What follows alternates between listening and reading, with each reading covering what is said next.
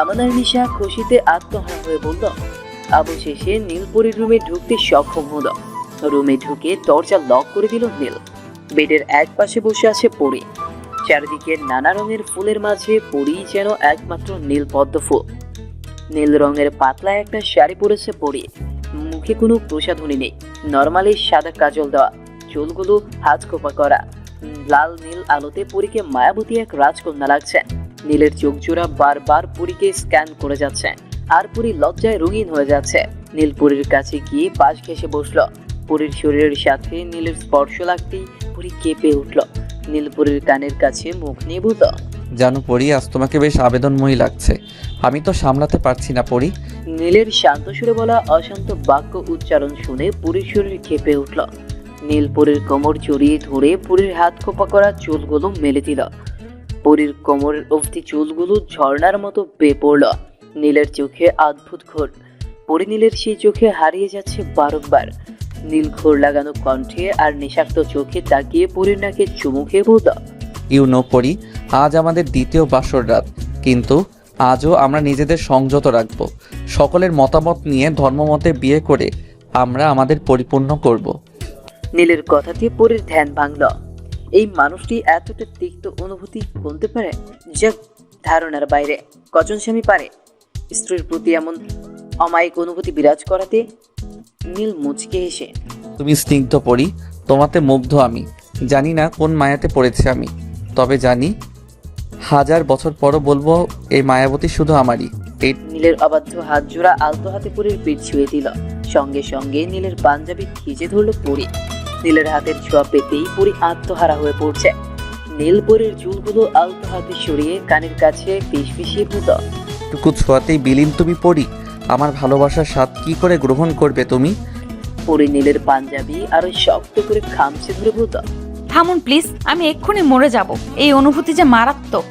নীল মুচকে হেসে বলল, রোজ আমার ভালোবাসার নতুন নতুন অনুভূতির সাথে সাক্ষাৎ করাবো তোমায়। তুমি সে সাক্ষাৎ গ্রহণ করবে তো পরি? পরী নীলের বুকে মাথা রেখেই বলল, আপনার সমস্ত অনুভূতির সাথে পরিচিত হওয়ার জন্য আমি রাজি নীল। শুধু আমার হাতে হাত রেখে পথ চলিয়ে দিবেন প্লিজ। নীল শান্ত কণ্ঠে বলল, আমার অস্তিত্ব তুমি পরি।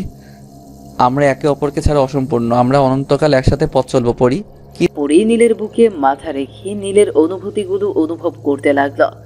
নীল হঠাৎই পরীকে কোলে নিয়ে ব্যালকনিতে চলে আসলো। ব্যালকনির বিশাল দোলনাটা পরীকে বসিয়ে দিয়ে নীল পাশে বসে পড়ল। নীল আলতো হাতে পরীর থুতনি উঁচু করতেই পরী চোখ বন্ধ করে নিল। পরী এতটা লজ্জাবতী তা নীল জানত না। নীল মুচকি হেসে পরীর ঠোঁটে ঠোঁট ছুঁয়ে দেয়। নীলের উষ্ণ ঠোঁটের সাথে পরীর উষ্ণ ঠোঁটের স্পর্শ হতেই দুজনেই কেঁপে ওঠে, একে অপরকে জড়িয়ে নেয়। এই ভালোবাসার অনুভূতি সত্যি মারাত্মক। নীল পরীকে দোহাতে জড়িয়ে বুকে টেনে নেয়। নীল আর পরী শীতের রাতের কুয়াশা বিলাস করতে করতে ঘুমের রাজ্যে হারিয়ে যায়। পাখির কিচিরমিচির আর তিক্ত সূর্যের কিরণে চোখ মেলে তাকায় নীল। পরী নীলের বুকে কোটিশুটি মেরে শুয়ে আছে, ঠিক যেন পাখির ছোট্ট বাচ্চাটা শুয়ে আছে। নীল পরীর মাথায় চুমু দিয়ে হাত বোলাতে থাকে। কিছুক্ষণের মাঝেই নীলের ফোন বেজে উঠল, যার ফলে পরীও জেগে উঠল। নীল ফোন রিসিভ করে কথা বলতে লাগলো। পরী আনমোড়া ভেঙে বনানীর ব্যস্ত রাস্তার দিকে তাকিয়ে আছে। এই বহুল পরিচিত রাস্তাটা আজ একটু বেশি মুগ্ধ করছে পরীকে।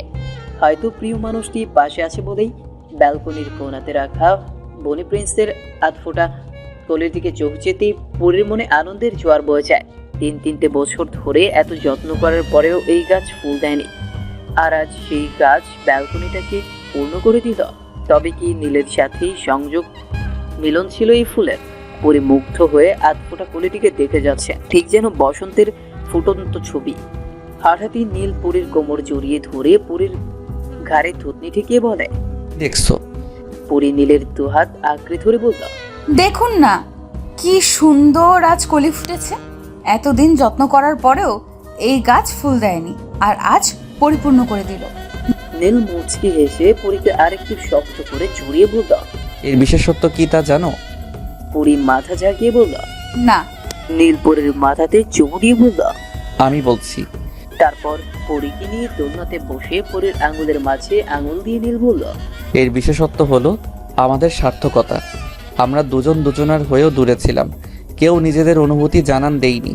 আর তাই এই ফুল গাছটাও অভিমান করেছিল আমাদের উপর, কিন্তু আমাদের মাঝে এখন আর কোনো বাধা নেই।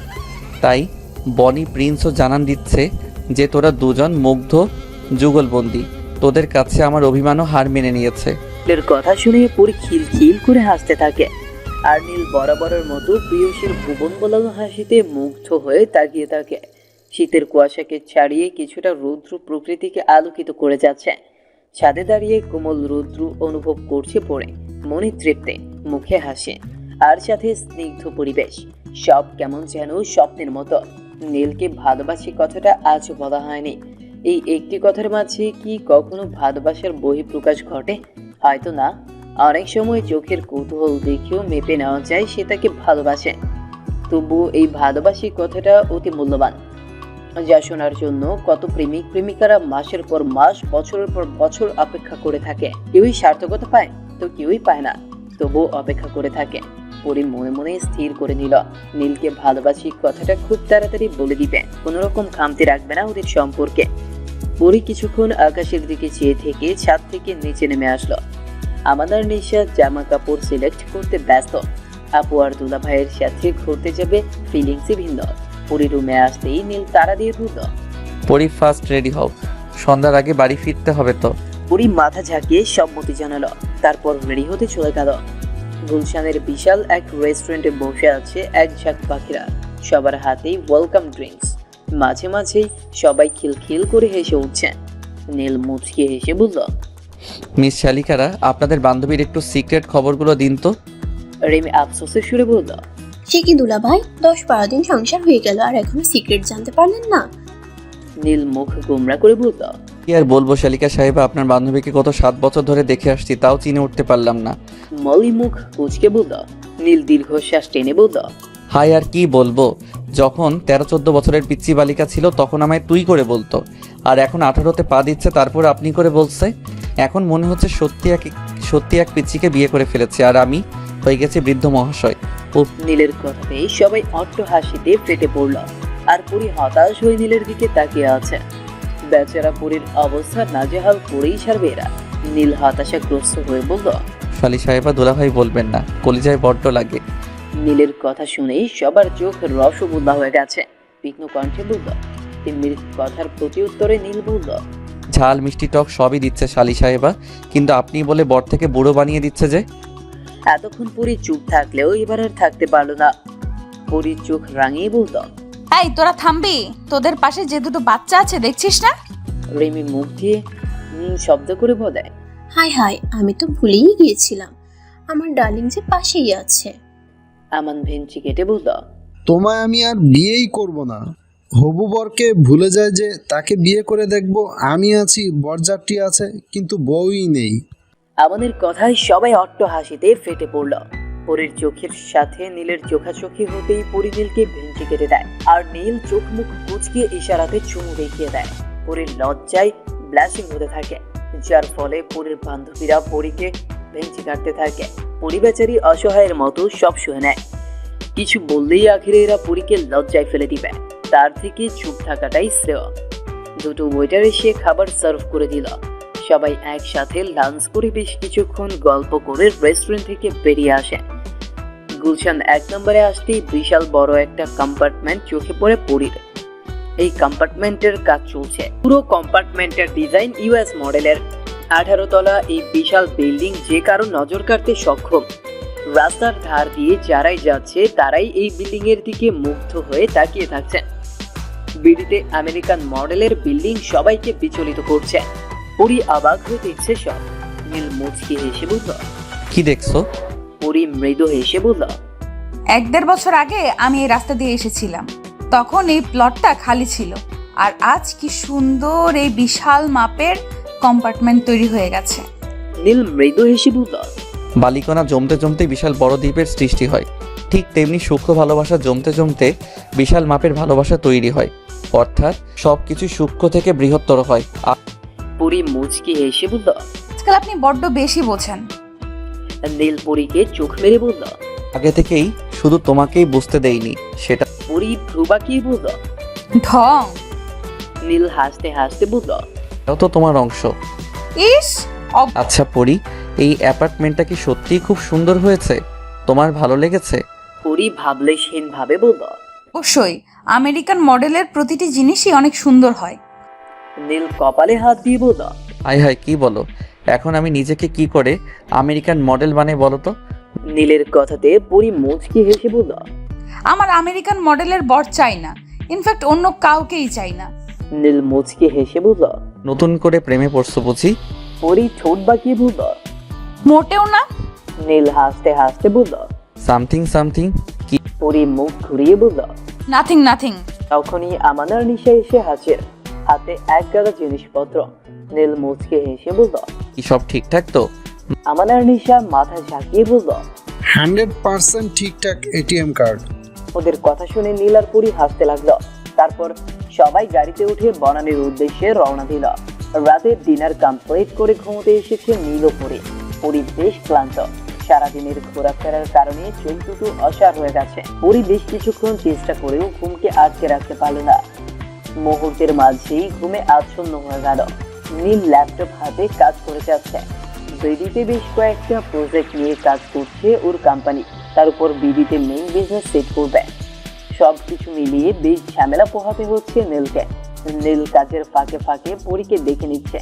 ক্লান্ত ভরা শরীরটা পরীর মায়াবী মুখটার কাছে বেলেন হয়ে যাচ্ছে। নীল মুচকি হেসে পরীর কাছে এসে বসলো। ঘুমন্ত পরীর মুখটা আরো বেশি মায়াবী লাগছে। নীল চুপ করে পরীর ঠোঁটে ঠোঁট ছুঁয়ে দিল। কি ভয়ঙ্কর সুন্দর লাগছে পরীকে। মনে হচ্ছে রোজ পরীর সৌন্দর্য একটু একটু করে বেড়ে যাচ্ছে। লোকে বলে মানুষের অনুভূতি নাকি দিনকে দিন বিলীন হয়ে যায়, কিন্তু নীলের অনুভূতি তো দিনকে দিন গাঢ় হচ্ছে, ভয়ঙ্কর ভাবে বেড়ে চলছে। নীল দুহাত দিয়ে পরীর গাল দুটো আঁকড়ে ধরে বলল। মায়াবিনী, এত মায়া কেন তোমার মাঝে? এই দহনে ঝলসে যাচ্ছি আমি। এই অনুভূতি আমায় শেষ করে দিচ্ছে। কি করলে মিলবে শান্তি? অশান্ত বুকে তোমার মাথা গুঁজে শান্ত করো আমায়। আমি যে নিঃশেষ হয়ে যাচ্ছি। এইসব বলে আওড়াতে আওড়াতে নীল পরীর উপরে কখন যে ঘুমিয়ে পড়লো তা নীলের অজানা। শীতকালের শীতের মাঝে দুজন দুজনার উষ্ণতা পেয়ে একে অপরকে আঁকড়ে ধরে নিল। দুজনেই ঘুমের মাঝে একে অপরকে নিয়ে স্বপ্ন বুনতে থাকলো। সকাল হতে না হতেই পরীর মুখে একরাশ কালো মেঘ এসে জড়ো হয়েছে। চোখ দুটো পানিতে টইটুম্বর, আর একটু হলেই বুঝি তীব্র অশ্রু বর্ষণ নেমে যাবে। নীল ব্যালকনিতে দাঁড়িয়ে আছে, মনটা বেশ অশান্ত, বড্ড কষ্ট হচ্ছে। ইচ্ছে হচ্ছে সব ভেঙে গুড়িয়ে দিতে। জীবনের প্রতি খুব রাগ হচ্ছে। সুখ নামক পাখিটা জীবনে কিছুতেই স্থায়িত্ব পাচ্ছে না। একটা না একটা ঝড় এসে সব উলট পালট করেই দিচ্ছে। সকালের নাস্তা খেয়ে উঠেছে মাত্র, ঠিক তখনই লন্ডনের ম্যানেজার ফোন করে জানলো অন্য একটা কোম্পানির টেন্ডার নিয়ে ঝামেলা করছে। যদি আগামী 4 মাসের মধ্যে সমস্ত প্রোডাক্ট ঠিকঠাক না ডেলিভারি করতে পারে তো কোম্পানির বিশাল বড় লস হয়ে যাবে, যার জন্য কোম্পানির বিশাল মাপের টাকা অন্যান্য ডিলারদের হাতে চলে যাবে। তার উপর কোম্পানি বেশ কয়েকটা প্রজেক্ট নিয়ে কাজ করছে, সেগুলো বিপর্যয়ের মধ্যে পড়ে যাবে। আর ব্যাংকের কাছে বেশ মোটা অঙ্কের টাকা ঋণগ্রস্ত হতে হবে। এই লস পুষিয়ে নিতে কয়েক বছর লেগে যাবে, আর কোম্পানির ব্যাংকিং এর সর্বনিম্ন তালিকায় চলে যাবে, যা অত্যন্ত হতাশাজনক আর লজ্জাজনক। নীলের মন বিন্দুমাত্র চাইছে না পুরীকে ছেড়ে যেতে। নীল জানে পুরী কোনোভাবেই নীলকে বাধা দিবে না, কারণ এত বড় ক্ষতি পুরী কখনোই চায় না। কিন্তু পুরীর মন তো নীলকে চাইছে না ছাড়তে। নীলও তো পুরীকে ছেড়ে যেতে চাইছে না। বিবেকার মন যুদ্ধরত, মাঝে দুটো মানুষ পড়ছে কঠিন ভাবে। নীল পকেট থেকে সিগারেট বের করলো। এই সিগারেট জীবনের ভয়ঙ্কর এক সঙ্গী ছিল। অবশ্য এই 10-12 দিনের মাঝে একটি সিগারেটও খায়নি নীল। কিন্তু আজ মন অশান্ত, জীবন ব্যতীত। প্রিয়তমাকে ছেড়ে যেতে ইচ্ছে করছে না নীলের। পুরীকে যে সঙ্গে করে নিয়ে যাবে তারও কোনো উপায় নেই। ইমার্জেন্সি পাসপোর্ট বানাতে গেলেও 10 দিন লাগবে, আর নীলের হাতে সেই সময়টুকু নেই। তাছাড়া পরি মেডিকেলে ভর্তি হবে। সব মিলিয়ে পরীকে সাথে নেওয়া সম্ভব নয়। নিকোটিনের কালো ধোয়া বুকের ভেতর নেওয়া শেষ হলে নীল ব্যালকনি থেকে রুমে চলে আসলো। পরীকে আগাছালো লাগছে। পরীর বিধ্বস্ত মুখটা দেখিয়ে নীলের বুকের ভেতর মোচড় দিয়ে উঠল। নীল পরীর কাছে গিয়ে হাঁটু গেড়ে মেঝেতে বসলো। পরীর কোলে মাথা রেখে বলল। পরি মাথায় একটু হাত বুলিয়ে দিবে? পরীর চোখের পানি যথাসম্ভব সংযত রেখে নীলের মাথায় হাত বোলাতে থাকলো। কিছুতেই নীলকে দুর্বল হতে দেওয়া যাবে না, আর না নীলের কাছে নিজের দুর্বলতা প্রকাশ করা যাবে। কিন্তু মন কতক্ষণ পারবে নিজেকে দমিয়ে রাখতে? 1 মিনিট, 5 মিনিট, 10 মিনিট করতে করতে 40 মিনিট পার হয়ে গেল, কিন্তু নীল এখনো পরীর কোলেই মাথা রেখে বসে আছে। দুজনেই নীরবতা পালন করছে। হাজারো কথা গলায় এসে আটকে যাচ্ছে। এত কাছে থেকেও মনে হচ্ছে আজ দুজন বহু দূরে। এই সূক্ষ্ম বিচ্ছেদ দুজনের মনকেই বিষাদ করে তুলছে। দুজনেই চাইছে একে অপরকে আষ্টে পৃষ্ঠে জড়িয়ে রাখতে, কিন্তু এক অদৃশ্য শক্তি বারবার বাধা দিচ্ছে। আর সেই দহনে জ্বলে পুড়ে শেষ হয়ে যাচ্ছে দুটি হৃদয়। ফ্যাচ ফ্যাচ করে কাঁদছে হাফসা, আর দূরে দাঁড়িয়ে দেখছে অনিক। কি বলবে মেয়েটাকে? এই প্রথম হাফসাকে কাঁদতে দেখছে অনিক। চোখ দুটো লাল করে ফেলেছে। বিগত 2 ঘন্টা ধরে একই ভঙ্গিতে কেঁদেই চলেছে হাফসা। অনেকের কাছে মনে হচ্ছে হাফসা পৃথিবীর একমাত্র জলকন্যা, যার চোখের অশ্রু দিয়ে তৈরি হয়ে যায় সমুদ্র কিংবা ঝর্ণা। হাফসার দিকে তাকিয়ে বার কয়েক দীর্ঘশ্বাস ফেলে নিল অনিক। মেয়েটা কাঁদতে কাঁদতে ঝর্ণা বাঁধিয়ে ফেলে। অনিক নিজেকে শক্ত করে হাফসার দিকে এগিয়ে গেল। অনিককে দেখে হাফসার কান্না যেন দ্বিগুণ উৎসাহ নিয়ে বাড়তে লাগলো। হাফসার এমন কাণ্ডে অনেক প্যাকেল হয়ে গেল। অনেক দীর্ঘশ্বাস টেনে বলল, কি করছো হাফসা? হাফসা ছাদের রেলিং ধরে কেঁদেই চলেছে। অনেকের এমন খামখেয়ালি কথাতে হাফসার বেশ রাগ হচ্ছে। কোথায় হাফসাকে জড়িয়ে বলবে এইভাবে কাঁদলে আমারও কষ্ট হয়, তা না বলে জিজ্ঞেস করছি কি করছো, চোখ কি অন্ধ নাকি? হাফসার বিন্দু মাত্র ইচ্ছে হলো না অনেকের উত্তর দেওয়ার। অনেক রেলিং এ পিঠ ঠেকিয়ে দুপুরের মিষ্টি রোদের দিকে তাকিয়ে ভাবছে মেয়েটাকে কি করে সান্ত্বনা দেওয়া যায়। এমনও নয়, অনেকের খুব ইচ্ছে হচ্ছে হাফসাকে ছেড়ে চলে যেতে, কিন্তু কোম্পানির স্বার্থে যেতেই হবে। যদি এটা শুধু মেইল আর অনেকের মধ্যে সীমাবদ্ধ থাকতো তাহলে অন্য কিছু করতে পারতো, কিন্তু কোম্পানির সাথে জড়িয়ে আছে কয়েকশো স্টাফ। তাদের একটা পরিবার আছে। প্রেমিকার থেকে কয়েক মাসের বিচ্ছেদের জন্য এত মানুষের জীবনের রিস্ক নেওয়াটা অন্যায় বই কিছু না।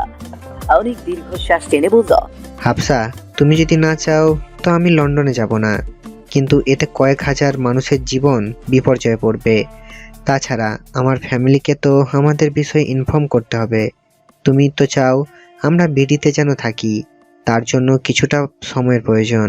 1 বছর পর তো আমরা বিয়ে করবই, তাই না? হাফসা কোনো কথা বলছে না।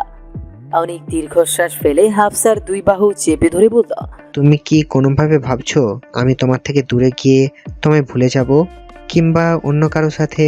অনেককে আর কিছু বলতে না দিয়ে হাফসা অনেককে শক্ত করে জড়িয়ে হেঁচকি তুলে কান্না করতে লাগলো। হাফসার হঠাৎ আক্রমণে অনেক কিছুটা বিচলিতই হলো। তারপর ঠোঁটের কোণে মিষ্টি হাসি ঝুলিয়ে বলল, হাফসা আর অনিক এক সূত্রে বাঁধা, তারা কখনোই আলাদা হবে না। ভালোবাসো তো আমায়? হাফসা হেঁচকি তুলতে তুলতে মাথা ঝাঁকালো। অনেক মৃদু হেসে হাফসাকে ছাড়িয়ে হাফসার কপালে ভালোবাসার পরশ দিয়ে বলল, ভালোবাসা বিশ্বাসের উপর টিকে থাকে হাফসা, যেমনটা নীল আর পরীর ক্ষেত্রে হয়েছে। আল্লাহ না চাইলে কিছুই সম্ভব নয়। তাই আমি তোমার চোখে আর পানি দেখতে চাই না। কি কাঁদবে না তো? হাফসার ঠোঁটের কোণে হাসি ফুটিয়ে বলল, আর কাঁদবো না। তাহলে কথা দাও, রোজ ফোন করে কথা বলবে আমার সাথে। হাফসার কথাতে অনেক মৃদু হাসলো। তারপর হাতে হাত রেখে বলল, কথা দিলাম আমার হাফসার সাথে রোজ ফোনে কথা বলবো, আর মাঝে মাঝে লন্ডন টু বিডিতে ফ্লাইং চুমুও দিব। অনেকের কথাতে হাফসা লজ্জা পেল, সাথে সাথে হাসি ফুটিয়ে বলল। থাক। অনেক হাফসাকে টেনে জড়িয়ে নিল, আর হাফসাও শক্ত হাতে অনেককে আঁকড়ে ধরল। সন্ধ্যা 7টায় এয়ারপোর্টের সামনে দাঁড়িয়ে আছে পরীর পরিবার আর নীলের পরিবার। সবাই নীল আর অনেককে বিদায় জানাতে এসেছে। পরিবারের সিদ্ধান্ত অনুযায়ী পরী এখন আর নীলদের বাসায় থাকবে না। নীল আসলে ধর্মমতি বিয়ে করে একবারে শ্বশুর বাড়ি যাবে। অবশ্য এতে কারো দ্বিমত না থাকলেও নীলের বেশ বিরোধ ছিল। নীল কিছুতেই পরীকে দীর্ঘ 4 মাস বাবার বাড়িতে রাখতে রাজি নয়, কিন্তু সবার যুক্তি আর সম্মান রক্ষার্থে নীলকে মেনে নিতেই হয়েছে। নীল পরীর উপর খানিকটা রেগে আছে, কারণ পরী নিজেও বনানীতে থাকতে চেয়েছিল। ফ্লাইট 9টায়। নীল গুরু গম্ভীর হয়ে একপাশে দাঁড়িয়ে আছে। পরী অশ্রুসিক্ত চোখে নীলের দিকে বারবার তাকাচ্ছে, কিন্তু নীলের অভিমানের পাল্লা বেশ ভারী হয়ে গেছে, যার ফলে নীল পরীর দিকে ফিরেও তাকাচ্ছে না। নীলের আচরণে পরীর মনে বেশ আঘাত লাগলো। পরী আরো কিছুক্ষণ নীলের দিকে তাকিয়ে থেকে অশ্রু আড়াল করে পেছনে ঘুরে চলে যাওয়ার জন্য পা বাড়ালো, কিন্তু নীল পেছন থেকে হাত ধরে নিল। আর তখনই পরীর চোখের অশ্রু বাঁধ ভেঙে ঝরে পড়ল। নীল পরীকে কাছে এনে শক্ত গলায় বলল, কাঁদছো কেন? আমার কথা তো একদমই শুনতে চাও না। বাসায় থাকলে কি হতো? বনানীতেই কেন থাকতে হবে? পরী অঝরে কান্না করতে লাগলো। পুরীর কান্না দেখে নীলের অভিমান আইসক্রিম হয়ে গলে গেল। নীল পুরীর চোখের পানি দুহাতে মুছে দিয়ে বলল, এমন করে কাঁদলে আমি কিন্তু যাবই না। পুরী কান্নারত অবস্থাতেই বলল, বনানীতে না থাকলে আমি রোজ কলেজে যেতে পারবো না। মেডিকেলে অ্যাডমিট হলে অন্তত 3 দিন তো যেতেই হবে, তাই না? তাছাড়া আর কত রকমের ঝামেলা আছে। আর পরিবারের সবার সাথেও কিছুটা সময় কাটাতে চাই। পরবর্তীতে আমি আমার আরেক পরিবারের কাছেই চলে যাব। নীল অপরাধীর মতো করে বলল, আই এম সরি পরি, আমি এটার কথা ভাবিইনি। আমার মনে হয়েছিল কেউ যেন তোমায় বলতে না পারে বিয়ে হওয়ার পরও তুমি বাবার বাড়িতে পড়ে আছো, আর তাই বলেছিলাম ভিলেজে গিয়ে থাকতে। অবশ্য ভিলেজ থেকে বনানী আসতে 2 ঘন্টারও বেশি সময় লাগবে। তুমি একা একা, সাথে জ্যামের বিষয়টাও আছে। এই সমস্ত কিছু আমার মাথাতেই আসেনি। আই এম সরি পরি, প্লিজ কাঁদে না। পুরী কান্না থামিয়ে নীলের ব্লেজারের কলার ঠিক করে দিতে দিতে বলল, আই প্রমিস, আপনি আসার পর আমি কখনোই দীর্ঘদিন বনানীতে থাকবো না। নীল মুচকি হেসে বলল, সেটার আর দরকার হবে না ম্যাডাম, আমার সেই বিষয়ে খেয়াল আছে। নীলের কথার মানে পুরী বুঝতে পারলো না, কিন্তু তবুও পাল্টা প্রশ্ন করলো না পুরী। পুরী মুচকি হেসে বলল, সাবধানে যাবেন, আর হ্যাঁ, পৌঁছে আমায় কল করে জানাবেন। নীল মিষ্টি হাসি দিয়ে বলল, আমাকে ছেড়ে যেতে ইচ্ছে হচ্ছে না পরি। যদি এতগুলো মানুষের জীবনের কথা না হতো তাহলে আমি কিছুতেই যেতাম না। পুরী নীলকে জড়িয়ে বলল, এমনটা বলতে নেই। আমাদের এই সূক্ষ্ম বিচ্ছেদের জন্য আমরা অন্য কারো জীবনকে বিপর্যয়ে ফেলতে পারি না। নীল পরীকে আষ্টে পৃষ্ঠে জড়িয়ে ধরল। পরীর থুতনি উঁচু করে আলতোভাবে পরীর ঠোঁটে ঠোঁট ছুঁয়ে দিল। নীল মুচকে হেসে বলল, নিজের খেয়াল রেখো পরি, আমি আমার কলিজাকে রেখে যাচ্ছি, যত্ন করে রাখবে কিন্তু। নীলের যাওয়ার কথা ভাবতেই পুরীর মুখ বিষাদে ছেয়ে গেল।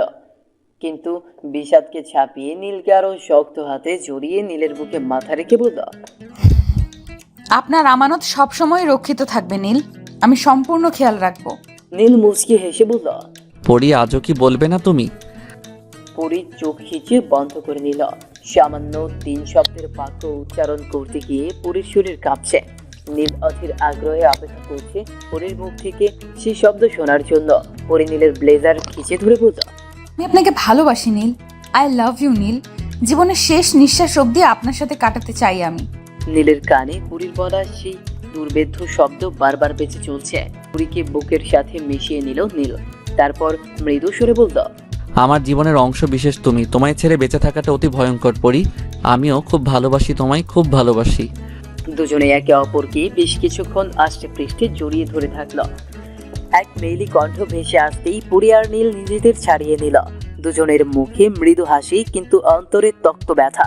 দুজনেই একে অপরকে হাসি মুখে বিদায় জানালো। প্রকৃতি সাক্ষী হলো দুটির হৃদয়ের সূক্ষ্ম বিচ্ছেদের। আবার দেখা হবে নতুন এক ঘরে, সঙ্গী হবে ত্রিভুবন। অন্তরে রবে প্রশান্তি, মুখে রবে বিশ্বজয়ের হাসি। এই সূক্ষ্ম বিচ্ছেদ কখনোই স্থায়ী হবে না। শারীরিক অবস্থানের বিচ্ছেদ হলেও দুটো মনের বিচ্ছেদ কখনোই হবে না। নীল লন্ডনে চলে গেছে আজ 6 দিন হয়। প্রথম 3 দিন তো পরী নীলের সাথে ফোনে কথা বলার সময় অঝরে কেটেছে। আর নীল বেচারা পরীকে সান্ত্বনার বাণী শুনিয়েছে, কিন্তু পরীর কান্না থামতই না। আর তখন নীল উপায়ন্তর না পেয়ে বলতো, আচ্ছা আজকে এয়ার টিকিট কেটে চলে আসবো। তখন পরী কান্না থামিয়ে বলতো না, আর সে কাঁদবে না। এইভাবেই বিপন্নতার মাঝে কেটে যায় 6টি দিন।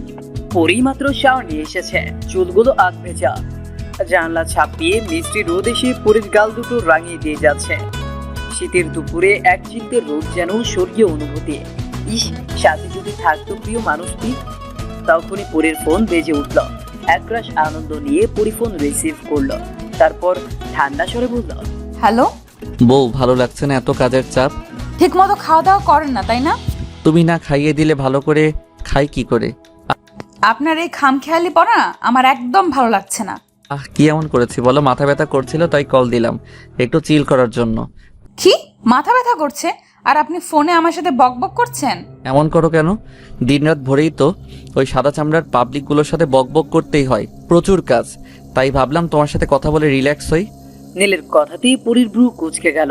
পরী একটু চড়া গলায় বলল, রাত মানে? পরীর কথাতে নীল বোকা হয়ে গেল। এই মেয়ে জাতি একটা ছোট্ট কথাকেও ধরে নেয়, তিলকে তাল বানিয়েই ছাড়বে। নীল দীর্ঘশ্বাস ফেলে বলল, রাত মানে তুমি যেটা ভাবছো সেটা নয় পড়ি। আমার কোম্পানির 80% স্টাফ ছেলে, ডোন্ট ওয়ারি। আর আমাদের রাত 10টা অবধি অফিসে কাজ করতে হচ্ছে, আর বাসায় এসেও ফাইল হাতে বসে পড়তে হয়। যদিও চোখে ঘুম নামক বস্তুটা উবে গেছে, তবুও শরীর বেশ ক্লান্ত হয়ে যায়। পরি মুখ কাচুমাচু করে বলল, দিনগুলো শেষ হচ্ছে না কেন? আপনাকে কত কষ্ট করতে হচ্ছে। আপনি যদি ঠিকঠাক না খান তো আমিও খাবো না, কিন্তু আপনি অসুস্থ হয়ে গেলে আমি কিন্তু আপনার সাথে কথাই বলবো না। পরির কথাতে নীল বেচারার অবস্থা খারাপ। পরীকে বলাই ভুল হয়েছে। নীল দীর্ঘশ্বাস টেনে বলল, আচ্ছা খাবো, আর আমার পিচ্চির জন্য অলওয়েজ সুস্থ সবল থাকবো। পরি মুচকে হেসে বলল। That's like my husband. পরির কথাতে নীল হেসে উঠল। মেয়েটা পারেও বটে। নীল হাসি থামিয়ে বলল, আর শুনো, বিডির সময় রাত 2টার দিকে কল দিব। তোমার কি খুব অসুবিধা হবে বউ? আসলে ওই টাইমে ফ্রি টাইম আর স্পেস পাবো। পরি মুচকে হেসে বলল, একটুও না। আপনি এত কষ্ট করবেন আর আমি এইটুকু পারবো না? যদিও অত রাতে কথা বললে আম্মু আব্বু রেগে যাবে, আর আমিও ওদেরকে জানিয়ে কথা বলতে গেলে লজ্জা পাবো, বাট আই ক্যান ম্যানেজ। আও পরি একটু ভাব নিয়ে বলল, আবার কিভাবে লুকিয়ে লুকিয়ে ব্যালকনির কোণাতে গিয়ে চুপি চুপি কথা বলবো? পরির কথাতে নীল হাসতে হাসতে শেষ। নীলের হাসির শব্দ পেয়ে পরি বলল, এই আপনি হাসছেন কেন? নীল হাসি থামিয়ে বলল, আর কি করব বউ? এই প্রথম কোনো বউ তার হাজবেন্ডের সাথে লুকিয়ে লুকিয়ে প্রেম করবে। ইতিহাস গড়া প্রয়োজন। নীলের কথাতে পরিও হাসতে লাগল। হাসি হাসি স্বর নিয়েই বলল, বিয়ের আগে হয়নি তো প্রেম, বিয়ে করে লুকিয়ে লুকিয়ে জমিয়ে হবে প্রেম। পরির কথা শুনে নীল হাসতে হাসতে গড়াগড়ি খাচ্ছে। পরি যে এতটা দুষ্ট তা বোঝে দেয়। পরি আদো আদো কণ্ঠে শুরু করল, চুপি চুপি বলো কেউ জেনে যাবে, জেনে যাবে, কেউ জেনে যাবে। ধ্যাৎ, গানটাই ভুলে গেছি। নীল একটু অভিমানী কণ্ঠে বলল, পরি, তুমি না সে আগের মতো দুষ্টুমি করছো? বিডিতে থাকতে একটু দুষ্টুমি করনি কেন? তুমি জানো কত মিস করেছি তোমার দুষ্টুমি। পরি মিটি মিটি হেসে বলল, কারণ আমি দেখতে চেয়েছিলাম আমার বরটা কতটা দুষ্টুমি করতে পারে। আচ্ছা তাহলে বলছো তো বিডিতে আসলে এবার দুজনই দুষ্টুমি করব? অবশ্যই পুরো দুষ্টু মিষ্টি প্রেম চলবে। নীল হাসতে হাসতে বলল, তো মিসেস নীল রেডি থাকবেন কিন্তু। এবার আর কোনো ছাড় দিব না, সোজাসুজি। নীলকে আর বলতে না দিয়ে পরি বলল, এই আপনি থামুন তো, সব সময় আজে বাজে চিন্তা ভাবনা। নীল বুকে হাত দিয়ে বলল, ইস বউ লজ্জা পাই বুঝি। এবার এসে সব লজ্জার অবসান ঘটিয়ে দিব। দেখবো আমার লজ্জাবতী পরি কতটা লজ্জা পেতে পারে। পরি নীলের এই সামান্য কথাগুলো শুনে লজ্জাতে কুকড়ে যাচ্ছিল। কিছু বলতেই পারছিল না। নীল ব্যস্ত কণ্ঠে বলল, আচ্ছা পরি রাখছি, একজন ডিলারের সাথে অ্যাপয়েন্টমেন্ট আছে, রাতে অপেক্ষা করো আর নিজের খেয়াল রেখো। আচ্ছা আপনি কিন্তু বেশিক্ষণ না খেয়ে থাকবেন না, আর রাতে সময় করে ঘুমাবেন। আচ্ছা আচ্ছা, বউয়ের যেমন ইচ্ছা। এখন রাখছি, আল্লাহ হাফেজ। পরি মুচকি হেসে বলল, আচ্ছা আল্লাহ হাফেজ। ফোন রেখেই পরি বেডের উপর হয়ে শুয়ে পড়ল। নীলের সাথে কথা বললে ভেতরটা অদ্ভুত প্রশান্তি অনুভব হয়। এখন শুধু নীলের ফিরে আসার অপেক্ষা। পরি নীলের জন্য 1000 বছর ও দিন গুনতে পারবে, কিন্তু সেই দিন শেষে নীল তার কাছে আসলেই হবে। বড্ড বেশি ভালোবাসে। সন্ধ্যা 6টার দিকে বাসার কলিং বেল বাজতেই আমান গিয়ে দরজা খুলে দিল। রোজেরা বেগম আর হানিফ আহমেদকে দেখে আমান সালাম জানালো। মিসেস রাহেলা সন্ধ্যার নাস্তা তৈরি করছিলেন। কলিং বেলের আওয়াজে তিনি গ্যাস অফ করে মেইন ডোরের কাছে আসলেন। নীলের পরিবারের সবাইকে দেখে ওনার মুখে এক চিলতে হাসি ফুটে উঠল। সবার সাথে কুশল বিনিময় করে মেহমানদের জন্য নাস্তা আনতে গেলেন। পরি ছাদে কাপড় আনতে গিয়েছিল। এক গাদা কাপড় হাতে বাসায় ফিরে সবাইকে দেখে বেশ অবাকই হলো। সবার সাথে কুশল বিনিময় করে রোজিনা বেগমের পাশে গিয়ে বসল। রোজিনা বেগম মিষ্টি হেসে পরির মাথাতে হাত বুলিয়ে বললেন, কেমন আছিস মা? আলহামদুলিল্লাহ আম্মু, আমি ভালো আছি। তোমরা সবাই কেমন আছো? হানিফ আহমেদ মুখ গোমরা করে বললেন, বাড়ির মেয়ে বাসায় না থাকলে কি করে ভালো থাকি বলতো? পরি মিষ্টি হেসে বলল, আব্বু আমি তো আপনাদের সাথেই আছি, আর এখানে তো কয়েকটা দিন। আপনি কিন্তু ওষুধপত্র ঠিকমতো খাবেন, আপনার প্রেশার অলওয়েজ হাই থাকে। জানি রে মা, আমার ডাক্তার মেয়ে 10 দিনে আমাকে সোজা বানিয়ে দিয়েছে। এখন আর কোনো ভুল হয় না। অবশ্যই ঠিক হতেই হবে, দেখতে হবে না কার বউ। এই কথা বলেই পুরি জিভে কামড় দিল। নাস্তা আনার বাহানায় দ্রুত গতিতে কিচেনে চলে গেল। তা দেখে সবাই অট্ট হাসিতে ফেটে পড়ল। হাফসা বিরক্ত হয়ে যাচ্ছে, সে কখন থেকে অনিকের সাথে কথা বলছে, কিন্তু অনিক ছাড়ছেই না। এখনই নাকি অনিকের ফ্রি টাইম। হাফসা তো ভেবেছিল অনেক বুঝি লন্ডনে গিয়ে হাফসাকে ভুলেই যাবে, কিন্তু এই ছেলে তো মহা ঝামেলা দিচ্ছে। এতক্ষণ ধরে কথা বলছে, সবাই কি ভাববে, একেবারে বিশ্রী বিষয়। পরি আর মিসেস রাহেলা সবাইকে নাস্তা দিল। মিসেস রাহেলা সোফাতে বসে বললেন, আপা হাফসাকে তো নিয়ে আসতে পারতেন, মেয়েটা কয়েকদিন এখানে থেকে যেত। রোজিনা বেগম হালকা হেসে বললেন, এসেছে তো, ফোনে কথা বলছিল তাই বাহিরেই আছে। পরি চোখ মুখ ছোট ছোট করে বলল, হাফসা কার সাথে এত কথা বলে আম্মু? প্রায় ঘন্টা তো হয়েই গেল, নিশ্চয়ই দিওয়ানার সাথে। পরির কথা শেষ হতে না হতে কলিং বেল বেজে উঠল। পরি মিষ্টি হেসে বলল, এসে পড়েছে, আমি দেখছি। চোর খুলতেই হাফসা মেয়েকে হাসি দিয়ে বলল, কেমন আছিস? পরি হাফসাকে আগাগোড়া পরখ করে দেখে নিল। পরির চোখ নাচিয়ে বলল, কি ব্যাপার, তুই কোথায় ছিলি? হাফসা পরিকে ঠেলে ভেতরে আস্তে আস্তে বলল, চুপ কর, ঘেমে যাচ্ছি আমি। কোথায় একটু আদর যত্ন করবি তা না করে প্রশ্ন করে যাচ্ছিস। পরি দৌড় লাগিয়ে চোখ মুখ কুচকে বলল, কি এই ঠান্ডার মধ্যে তোর ঘাম হচ্ছে? পাগল টাগল হলি নাকি? হাফসা মেয়েকে হাসি দিয়ে বলল, চেপে যা, সবাই দেখছে। পরি বিষয়টা বুঝতে পেরে আর কিছু বলল না। সবাই মিলে সন্ধ্যার নাস্তা সেরে নিল। রোজিনা বেগম আর হানিফ আহমেদ সবার জন্য এক গাদা জামা কাপড় আরো এটা সেটা এনেছেন। পরি তো বেশ অবাক হয়ে তাকিয়ে আছে। পরি মুখ গুমরা করে বলল, আম্মু এত সব কেন, কিসের জন্য? রোজিনা বেগম মৃদু হেসে বললেন, বারে, আমার মেয়েটা এতদিন এখানে থাকবে, আর প্রয়োজনীয় জিনিসপত্র লাগবে না নাকি? মিসেস রাহেলা সোফাতে বসে বললেন, আপা তাই বলে এত সব? কি যে বলি আপা, নীল জোর করে পাঠালো, জানেনই তো পুরীকে এখানে রাখতে চায়নি, তাই এসব পাঠালো। সবাই মিলে আর কিছুক্ষণ গল্প করল। ইশার নামাজ শেষ হওয়ার পরে আফজাল হোসেন বাসায় ফিরলেন। সবার সাথে কুশল বিনিময় করে সবাই একসাথে ডিনার শেষ করে নিল। অনেক জোর করে সবাইকে রাজি করালো আজকে রাতটা ওনাদের থেকে যেতে হবে, আর হাফসার অ্যাডমিট টেস্ট আসা অবধি হাফসা এখানেই থাকবে। কালকে ড্রাইভার দিয়ে হাফসার জামা কাপড় পাঠিয়ে দেওয়া হবে। পরি আর হাফসা মিলে কিচেনে চলে গেল প্যানকেক বানাতে। প্যানকেকের সাথে চকলেট সিরাম বেশ লাগে খেতে। প্যানকেক বানানো হতেই কেকের কয়েকটা ছবি তুলে নিল, তারপর ফেসবুকে পোস্ট করে দিল। সবাইকে প্যানকেক পরিবেশন করে পরি আর হাফসা কাচুমাচু হয়ে দাঁড়িয়ে আছে। কেমন হয়েছে তা জানার জন্য পরি আর হাফসার মনে হচ্ছে প্রাণটাই বেরিয়ে যাচ্ছে। সবাইকে মুখে দিয়ে চুপ করে আছে। হাফসা আর পরি একে অপরের দিকে মুখ চাওয়াচাই করছে। বেশ কিছুক্ষণ চলে যাওয়ার পর সবাই যখন বলল কেকটা অসাধারণ হয়েছে, তখন পরি আর হাফসা লাফিয়ে উঠল। ওদের কাণ্ড দেখে সবাই হাসতে হাসতে কেকের স্বাদ নিতে লাগলো।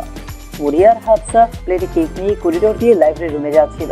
রুমটা বেশ সুন্দর করে গোছানো, বিরাট বড় কাচের দেয়াল, সাথে খোলা বারান্দা, তাই ওই রুমে যাচ্ছিল। তখনই হাফসার ফোন বেজে ওঠে।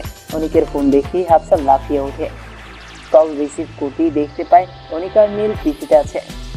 হাফসাও কলটা পিসির সাথে কানেক্ট করে দিল। তারপর চারজনে কথা বলতে লাগলো। অনিক আর নীল তো আফসোস করেই যাচ্ছে। বিধি থাকলে স্পেশাল হাতের বানানো প্যানকেক খাওয়া যেত।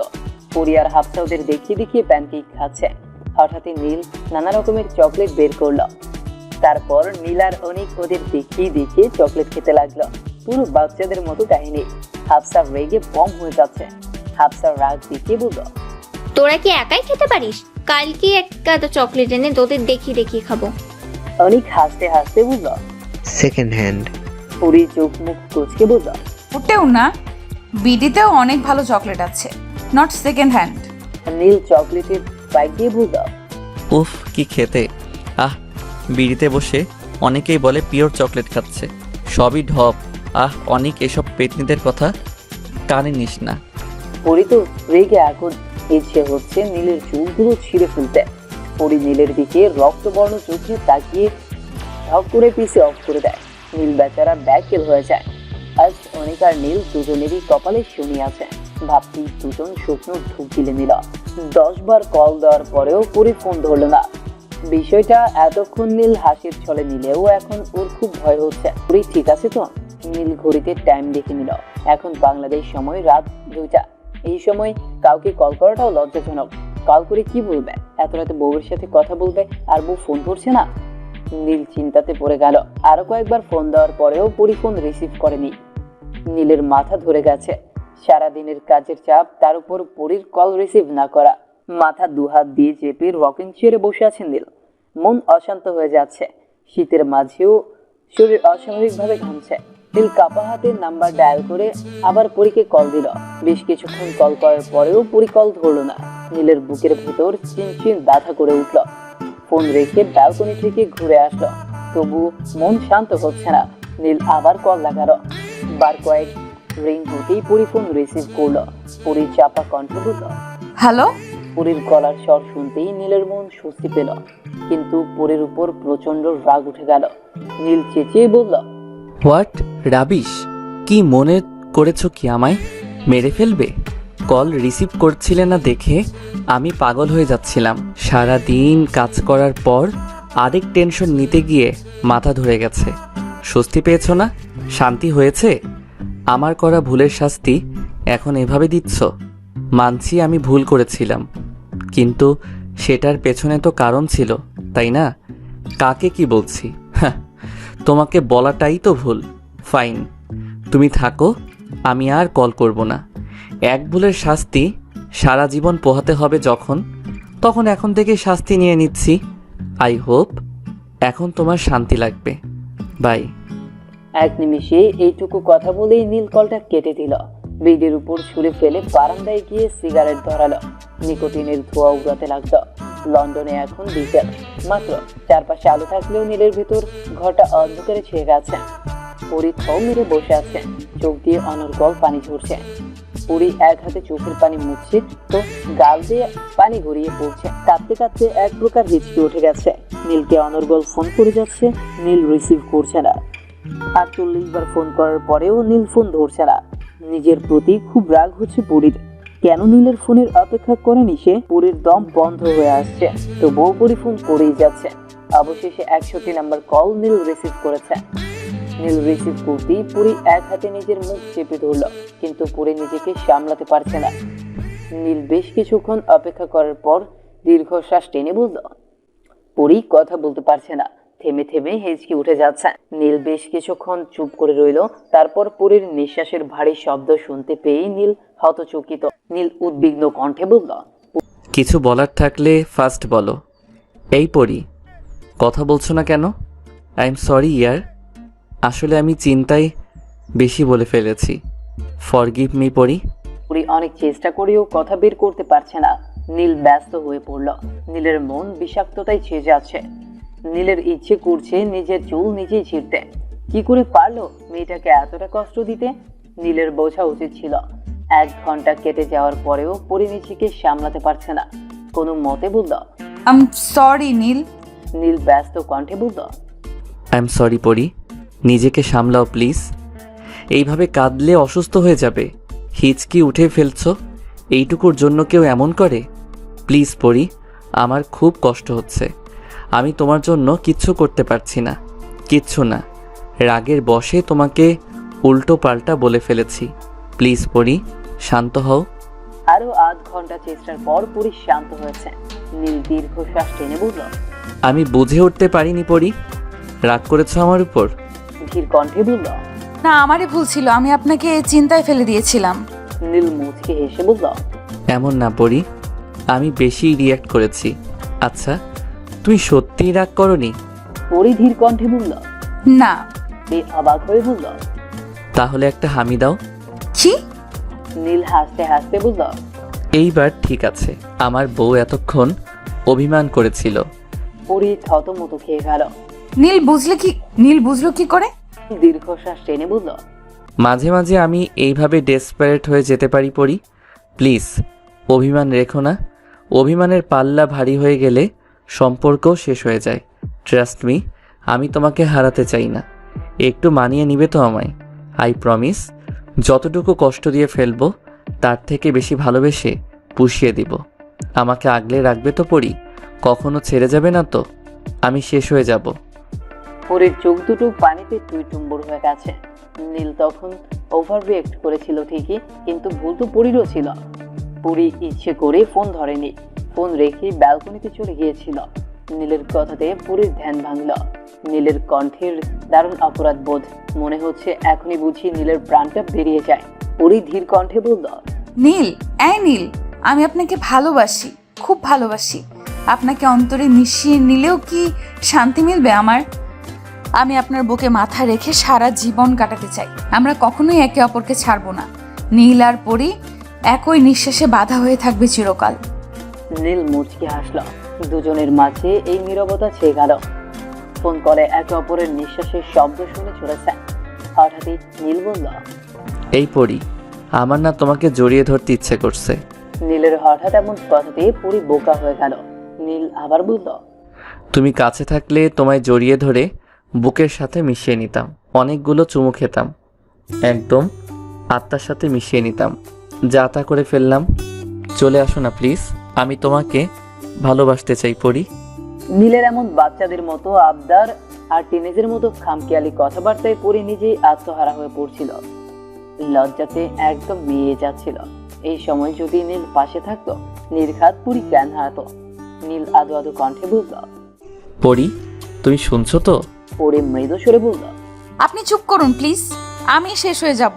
আপনার লাগাম ছাড়া কথাবার্তা আমায় ব্যগ্র করে দিচ্ছে। নীল মুচকি হেসে বুকের বাঁ পাশে হাত রেখে বলল, শেষ হয়ে যাচ্ছি, আমিও একদম শেষ হয়ে যাচ্ছি, যা তা অবস্থা।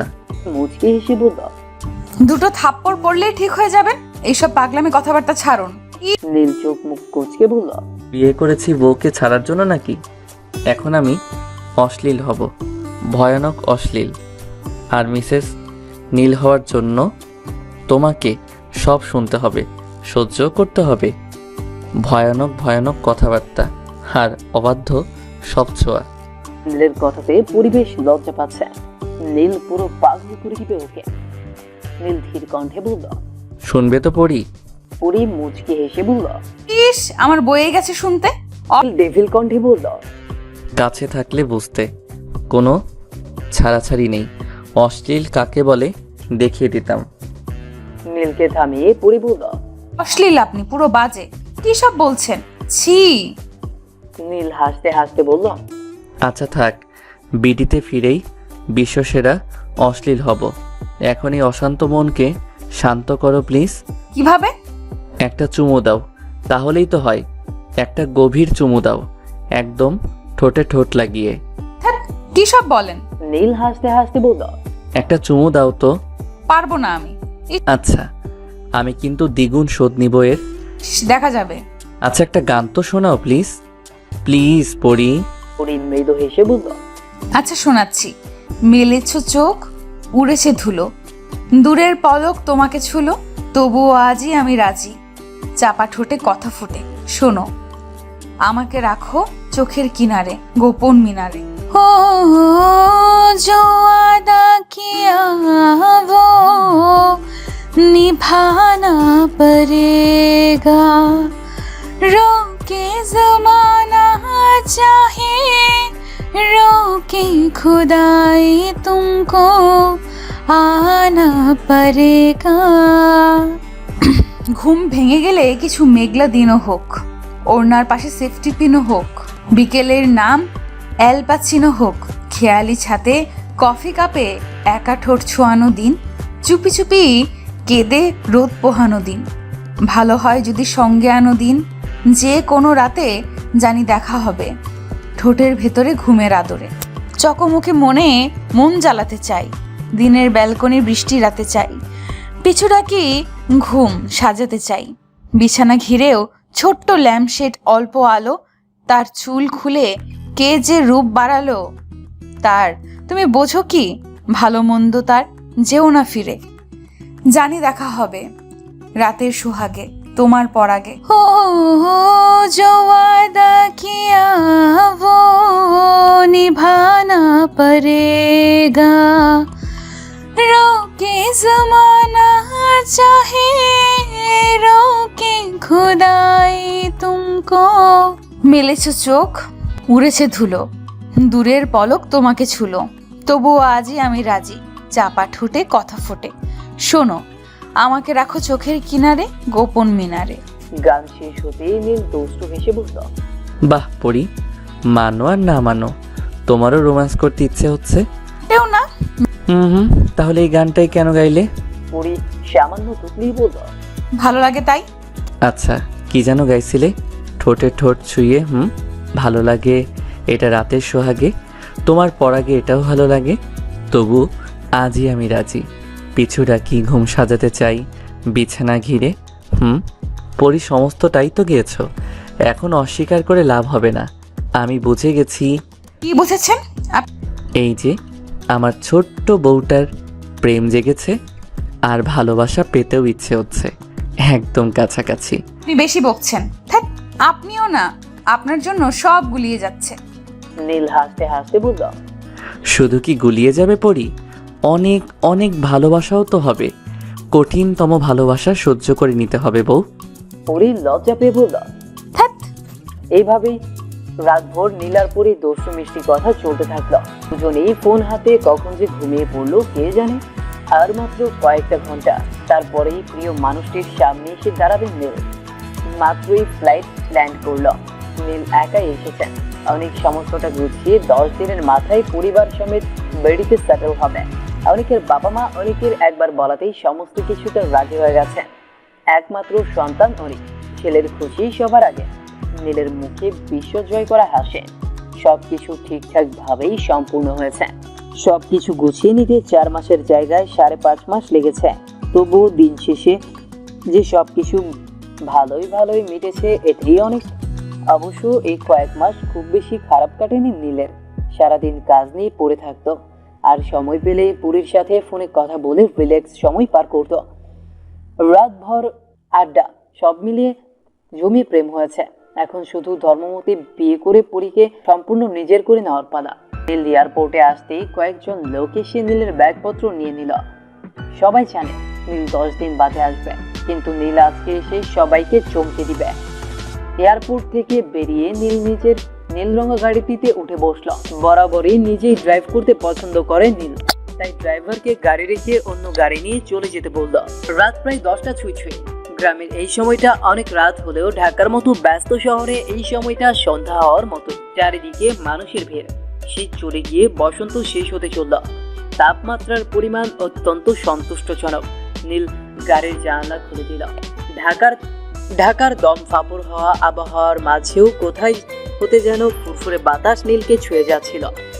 আর রাস্তার আলোগুলো বেশ মোহিনীয় লাগছে, যদিও লন্ডনের তারতম্যের কাছে অত্যন্ত সূক্ষ্ম। নীলের ঠোঁটের কোণে লেগে আছে স্নিগ্ধ হাসে। ইস, কত শত দিন পরে প্রিয়তমার দেখা পাবে নীল। পরি কখনো ভিডিও কলে আসতে চায় না, ওর নাকি লজ্জা লাগে। আচ্ছা, পরি কি আরো শুকিয়ে গেছে নাকি গুলুমুলু হয়েছে? সেই ছোট্ট মিষ্টি গুলুমুলু পরির কথা মনে পড়তেই নীলের ঠোঁটের কোণে লেগে থাকা স্নিগ্ধ হাসিটা শক্ত হাসিতে প্রচলিত হয়। কি মায়াবী মেয়েটা! নানা ভাবনার মাঝেই ছন্দপতন ঘটলো এক বিশাল মাপের জ্যামের মাঝে। মনের খুশিটা খানিকটা উবে গেল নীলের। ইস, পরীকে দেখার এই সময়টুকু ব্যর্থ হচ্ছে। নীল বিরক্তি নিয়ে গাড়িতে বসে রইল।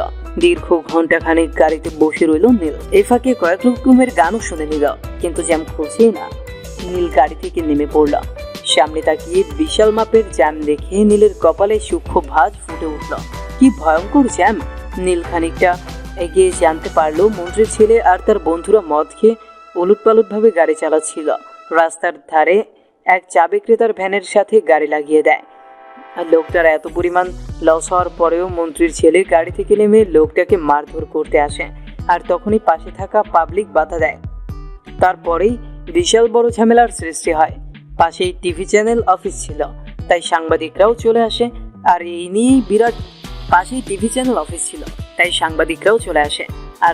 এই নিয়েই বিরাট শর্ট পেকে গেছে।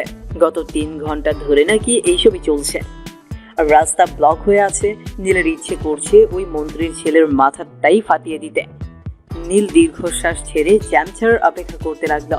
আরো 8 ঘন্টা চলে যাওয়ার পরেও যখন জ্যাম গেল না, তখন নীল পকেট থেকে ফোন বের করে কাউকে ফোন দিল। রাগী কণ্ঠে বলল, 40 মিনিট। 40 মিনিটের মধ্যে জ্যাম ফাঁকা চাই, অ্যাজ সুন অ্যাজ। ফোন কেটে দিয়েই গাড়িতে পিঠ থেকে লম্বা শ্বাস নিল নীল। নীলের ক্ষমতা নীল সবসময় আড়ালে রাখতে চায়, কিন্তু বারবার পরিস্থিতির শিকার হতে হয়। অবশ্য লাইফ রিস্ক থেকে নিজের ক্ষমতা আড়ালে ব্যবহার করাটাই উত্তম। নীল গাড়ি লক করে আশেপাশে ঘুরতে লাগলো। জ্যামের মাঝখান থেকে অবস্থা খারাপ হয়ে যাচ্ছিল। নীল খানিকটা আগাতেই দেখতে পেল একটা 12-13 বছর বয়সী ছেলে ফুল হাতে বসে আছে। মনে হচ্ছে সন্ধ্যার পর ফুলগুলো বিক্রি হয়নি। খুব বেশি ফুল নয়, 20 কি 25টা গোলাপ হবে, কিন্তু ফুলগুলোর রং যেমন টকটকে ঠিক তেমনই তরতাজা। ফুলগুলো দেখতেই পুরীর কথা মনে পড়ে গেল নীলের। এতক্ষণের বিরক্তিকর পরিস্থিতি কাটিয়ে নীল স্নিগ্ধ হাসি হাসল। ছেলেটার কাছে এগিয়ে যেতেই ছেলেটা উঠে দাঁড়ালো। জজ সামান্য হেসে বলল, স্যার ফুল লাগবে, একদম তরতাজা। নীল মুচকি হেসে বলল, তা তো দেখছি। আচ্ছা, এখন তো 12টা ছুঁই ছুঁই, বাসায় যাসনি কেন?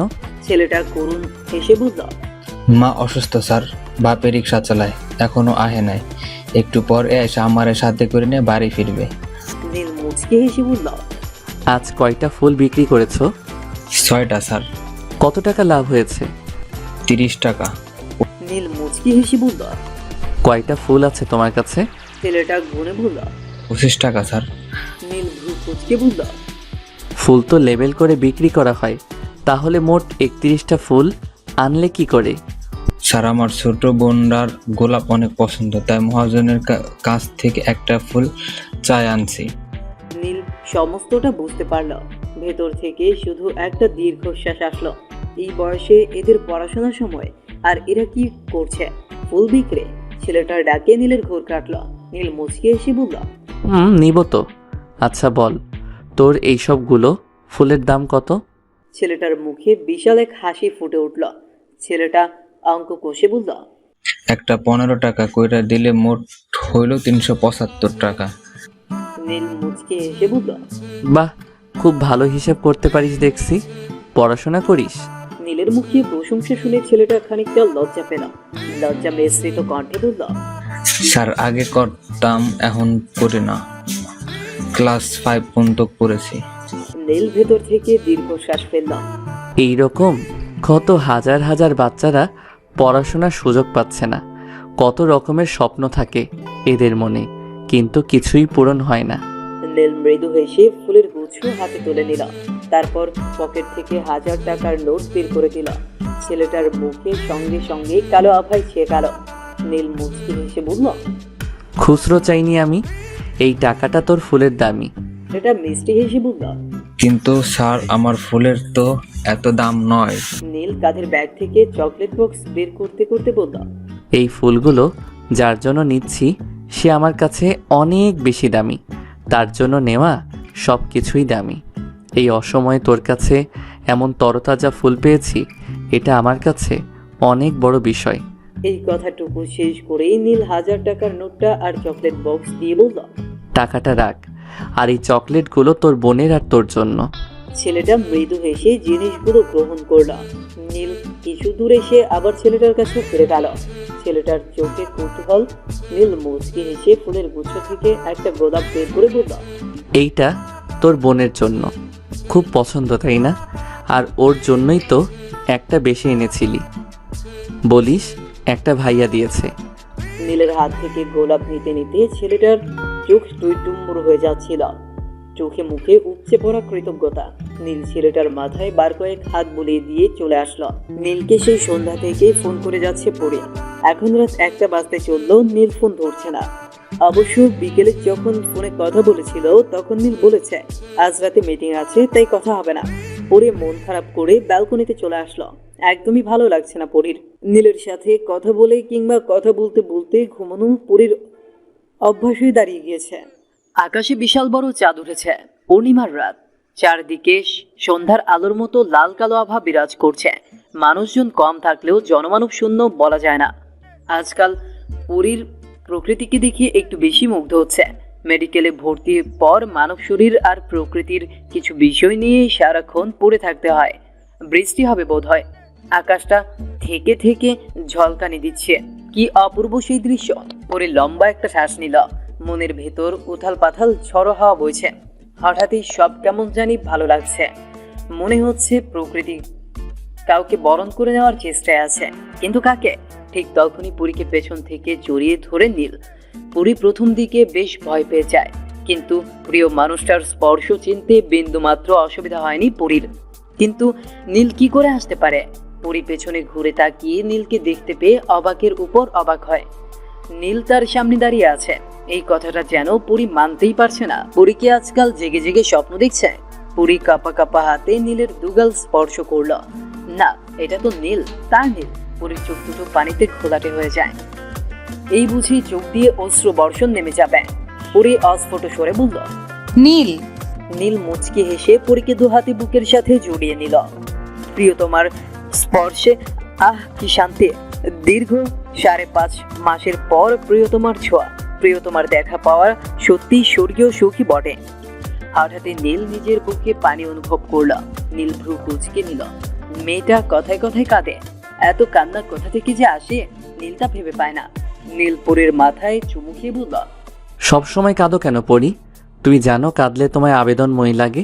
তখন মনে হয় এই বুঝি কিছু একটা করে ফেলবো।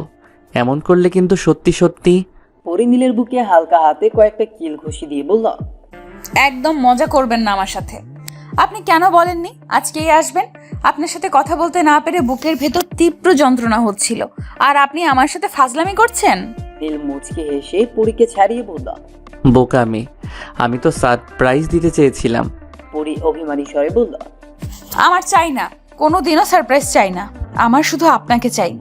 এইটুকু বলেই নীলকে দুহাতে খামচে ধরে। এই বলে নীল পুরীকে দুহাতে জড়িয়ে নেয়। মেয়েটা পারেও বটে। পুরী নাক টেনে বলল, একদম দূরে যাবেন না আমার থেকে।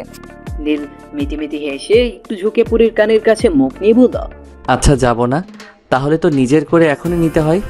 যদিও পড়ি তো শুধুমাত্র আমারই। নীলের কথাতেই পুরী থতমত খেয়ে যায়। এই ছেলে ঠিক হবার নয়। পুরী নীলকে ছাড়িয়ে বলল, যত সব বাজে কথা, একদম কাছাকাছি আসবেন না। পুরীর কথাতে নীলের হাসতে হাসতে যায় অবস্থা। এই বলে দূরে যাবেন না তো, এই বলে কাছাকাছি আসবেন না। পুরী ভ্রু কুচকাতেই নীল বলল, ওকে ওকে, আর হাসবো না। নীল আবার পুরীর কোমর জড়িয়ে ধরে কাঁধের থুতনি ঠেকিয়ে বলল, আমি যে আসবো এটা কিন্তু কেউই জানতো না। আমার শ্বশুর আর শাশুড়ি আম্মু জানে না। পুরী ভ্রু কুচকে জিজ্ঞেস করল, মানে তাহলে আপনি আসলেনই কি করে?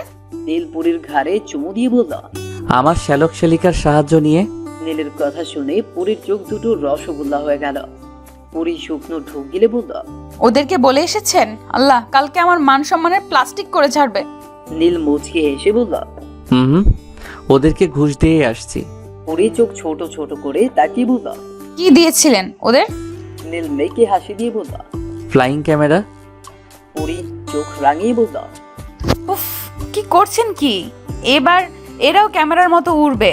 দুজনে দুটো ক্যামেরা ভেঙেছে, তাই আবার আব্বুর কাছে চাওয়ার সাহসই পায়নি, আর আপনি এদেরকে এনে দিলেন।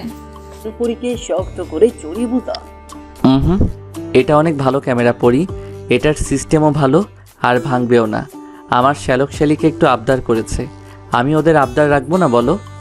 পুরী নীলকে ছাড়িয়ে বলল, এবার আমাকে ছাড়ুন প্লিজ। নীল পুরীকে ছাড়ার বদলে আরো কাছে নিয়ে আসে।